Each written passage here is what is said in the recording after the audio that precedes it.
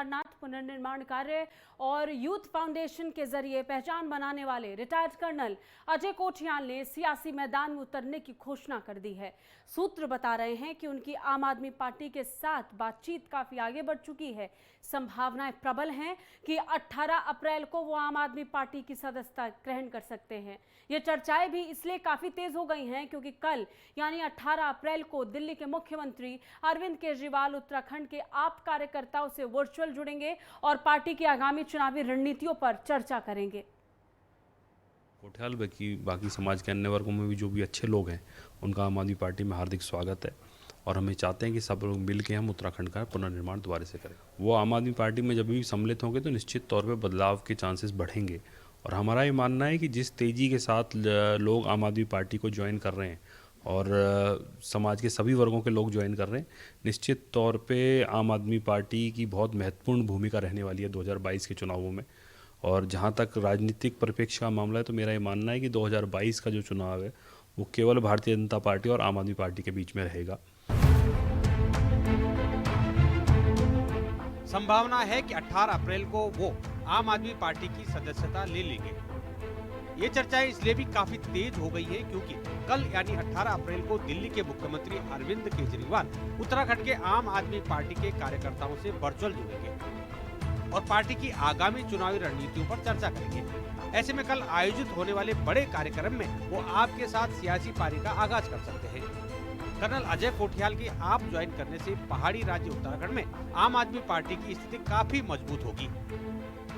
आपको बता दें कि कर्नल अजय कोठियाल ने सोशल मीडिया पर लिखी अपनी पोस्ट में बताया कि वो म्यांमार में अपने महत्वपूर्ण प्रोजेक्ट को पूरा कर वापस लौट आए हैं, इसलिए अब उन्होंने उत्तराखंड के भले के लिए एक बड़ा फैसला लिया है। यहाँ आपको कर्नल अजय कोठियाल के बारे में कुछ और बातें बताते हैं। भारतीय सेना का हिस्सा रह चुके कर्नल अजय कोठियाल उत्तराखंड के गढ़वाल क्षेत्र में काफी सक्रिय रहते हैं। वो नेहरू पर्वतारोहण संस्थान के मुखिया भी रह चुके हैं। कई पुरस्कारों से नवाजे जा चुके कर्नल अजय कोठियाल की गढ़वाल में मजबूत पकड़ है। Colonel Ajay Kothiyal youth foundation भी चलाते हैं जो ग्रामीण क्षेत्र के युवाओं को सेना में भर्ती होने के लिए ट्रेनिंग देती है। देश की सीमा पर रक्षा करने वाला हर 5वां सैनिक हमारे उत्तराखंड से है। हमारा छोटा सा राज्य 17.5% सेना की पूर्ति हमारे उत्तराखंड से होती है। और जिस पार्टी का मुखिया ये कहता हो कि सर्जिकल स्ट्राइक हुई नहीं, सैनिकों के बलिदान पर सवाल उठाता हो, तो मुझे नहीं लगता कि ऐसे लोग यहाँ पर आकर कुछ कर पाएंगे। केजरीवाल जी ठीक है, दिल्ली की में उन्होंने जो कुछ कर लिया और देखा होगा दिल्ली से बाहर हर स्टेट में जहाँ उन्होंने कोशिश की वो नाकामयाब हुए। तो उत्तराखंड में तो बिल्कुल ही नहीं होने वाले क्योंकि यहाँ के लोग पढ़े लिखे लोग हैं, बुद्धिजीवी लोग हैं और सब इसको समझते हैं। जो आप पार्टी जो है अब तो अपनी जड़ें जमा रही है, दिल्ली में लाखों उत्तराखंड के लोग हैं तो उनकी संभावना भी बनती है तो तीसरी राजनीतिक शक्ति के रूप में उत्तराखंड में उभर सकती है। लेकिन उन्हें बड़े नेता चाहिए, बड़े नाम चाहिए, बड़ी शख्सियतें चाहिए और कर्नल कोठियाल उनकी अपेक्षाओं पर खरे उतरते हैं।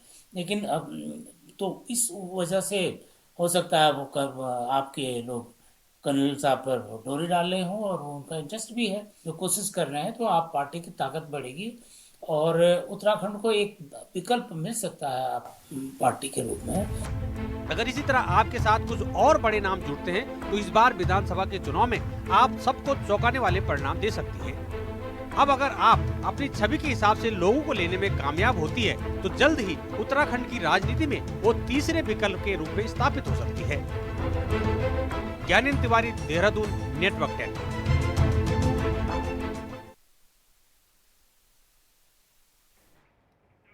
इस बीच हमारे साथ वरिष्ठ पत्रकार नीरज जी जुड़ गए, उनसे बात करेंगे। नीरज जी, जब हम ये रिपोर्ट देख रहे थे तो लगातार जिक्र कर रहे थे कि किस तरीके से आम आदमी पार्टी इनके आने से यानी कर्नल कोठियाल के आने से मजबूत हो जाएगी, लेकिन इन सब के बीच हम ये भी देख पा रहे हैं कि उत्तराखंड में बीजेपी और कांग्रेस के अलावा आम आदमी पार्टी भी अपने आप को मजबूत करके तीसरे विकल्प के रूप में उभरने की कोशिश कर रही है। क्या लग रहा है ये रणनीति सफल साबित होगी? आने वाले दिनों में आम आदमी पार्टी का भविष्य बन जाएगी उत्तराखंड में? मैम, ऐसा है कि अगर उत्तराखंड के पिछले 21 सालों के इतिहास को देखें, अविभाजित उत्तर प्रदेश के समय यहाँ पर बीजेपी कांग्रेस के साथ साथ बसपा, सपा और रीजनल पार्टी के रूप में यूपीडी का काफी अच्छा नाम था उत्तराखंड क्रांति दल का। ये कहें कि उत्तराखंड को बनवाने में, उत्तराखंड के निर्माण में उत्तराखंड क्रांति दल का बहुत बड़ा रोल था।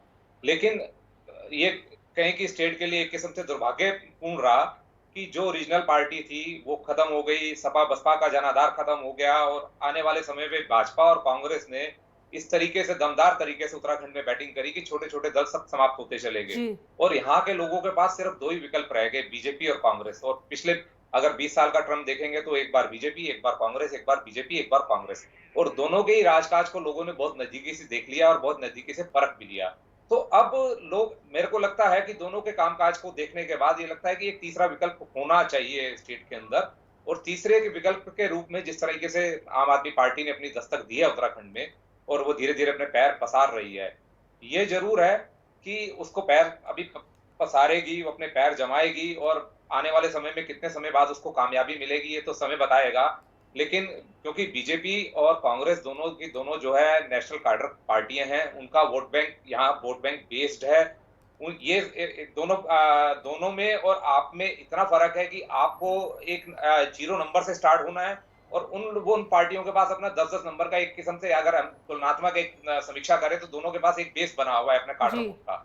लेकिन एक दस्तक दी है, ये जरूर है, आम आदमी पढ़ रही है। लेकिन आम आदमी पार्टी के साथ थोड़ा सा मुझे लगता है कि ये थोड़ी दिक्कत आ रही है कि उसको थोड़ा सा, लीडरशिप तो बीजेपी और कांग्रेस में ही है, क्योंकि कहते हैं कि अगर आप टीम बना रहे हो, अच्छी टीम बना रहे हो, तो उस टीम के लिए एक आपको दमदार, योग्य और अनुभवी कप्तान भी चाहिए, जो अच्छा खासा जिसका नाम हो, वेल नोन पर्सनैलिटी हो, या तो वो लीडर हो या फिर कोई ऐसी शख्सियत हो जिसको बहुत करीब से लोग जानते हो, बहुत अच्छे नाम से लोग जानते हो। तो एक लीडर उनको दमदार तरीके का चाहिए जो टीम को साथ लेके आप चले। बता रहे हैं चेहरे की कमी अभी आम आदमी पार्टी में नजर आ रही है, और हाँ, क्या लग रहा है कि की ये कमी, ये नाम कर्नल कोठियाल पूरा करेंगे? क्योंकि केदारनाथ पुनर्निर्माण में इनकी भूमिका को भूल नहीं सकता, अपने आप में एक बड़ी पहचान उन्होंने इसके बाद बना ली थी। क्या लग रहा है आम आदमी पार्टी को वो मजबूती इस नाम के जरिए से मिल जाएगी? रणनीति किस दिशा में जैसे जा रही है, क्या ठीक बैठ पाएगी? हाँ, देखिए मैम, अगर कर्नल कोठियाल आम आदमी पार्टी से जुड़ते हैं तो निश्चित ही मेरा ये जो अपना राजनीतिक जो मेरा अपना तजुर्बा है, कहीं ना कहीं एक अच्छा मैसेज पार्टी की तरफ से जाएगा कि एक वेल नोन पर्सनैलिटी को इन्होंने, जैसा कि आपका एटीट्यूड रहा है, जैसा कि आपके बारे में लोग जानते हैं, कि एक अच्छा संदेश जाएगा स्टेट के अंदर कि आपने एक अच्छी शख्सियत को पार्टी के साथ जोड़ा है। तो इसमें कोई दो राय नहीं है, क्योंकि कर्नल कोठियाल का कारगिल युद्ध में भारतीय सेना में रहते हुए सैनिक अधिकारी के रूप में बड़ा अच्छा योगदान रहा है, और केदारनाथ जो पुनर्निर्माण के जो कार्य हुए उसमें भी कर्नल कोठियाल को कोई एक अलग पहचान है और उनकी रेपुटेशन भी ठीक ठाक अच्छी है। तो ये जरूर है कि उनका कोई पॉलिटिकल बैकग्राउंड नहीं है, लेकिन एक अच्छी वेल नोन पर्सनैलिटी के रूप में, चाहे देश में उनका कहीं अच्छा, अगर नीरज जी आम आदमी पार्टी की रणनीति पर थोड़ा सा नजर डालेंगे, उस पर चर्चा करेंगे, तो जब आम आदमी पार्टी ने उत्तराखंड में जोर भरने की कोशिश की थी, या फिर वो शुरू में आने की उसकी तरफ से जो चेतना लोगों ने महसूस की और जो देखा कि यहाँ पर आना चाह रही है आम आदमी पार्टी, उसकी शुरुआती रणनीति थी कि जिलों में सबसे पहले अपने साथ एक टीम बनाई जाए, कार्यकर्ताओं को जोड़ा जाए, जो हमने देखा कि पिछले दिनों में सफल हुआ। और एक प्रेस कॉन्फ्रेंस आम आदमी पार्टी की तरफ से जरूर हुई थी जिसमें उन्होंने कहा कि हम जिस लक्ष्य के साथ उत्तराखंड में आए थे वो लक्ष्य हमने हासिल कर लिया है, हमने अपने हर जिले में कार्यकर्ताओं को अपने साथ जोड़ लिया है। पार्टी अब अपना जो एक मजबूती है, अपनी जो जड़ है, उसको मजबूती दे चुकी है, आधार दे चुकी है, बस अब उसको सुंदर बनाने के लिए लोगों को जोड़ना बाकी है और अच्छे नाम अब धीरे धीरे जुड़ने लगेंगे। कैसे देख रहे हैं इसको? हाँ, नहीं मैम, बिल्कुल ठीक कहा आपने कि आम आदमी पार्टी ने पिछले कई समय से, जो पिछले 6-7 महीने के दौर में मैंने देखा है कि यहाँ जो उत्तराखंड के जो मूल समस्याएं रही हैं, जो बहुत सारे इश्यूज रहे हैं, उन इश्यूज पे उसने लपका है, उन इश्यूज को लेके उसने आंदोलन किए हैं, धरने किए हैं, प्रदर्शन किए हैं, एक मैसेज देने की कोशिश की है और कहीं ना कहीं वो अपनी जगह बनाती हुई नजर आई है, इसमें कोई दो राय नहीं है। और हर जिले में कहीं ना कहीं मैं देख रहा हूँ कि काफी लोग, अच्छे लोग जुड़े भी हैं और कार्यकर्ता रहे हैं और लोगों में उत्साह भी आम आदमी पार्टी के प्रति।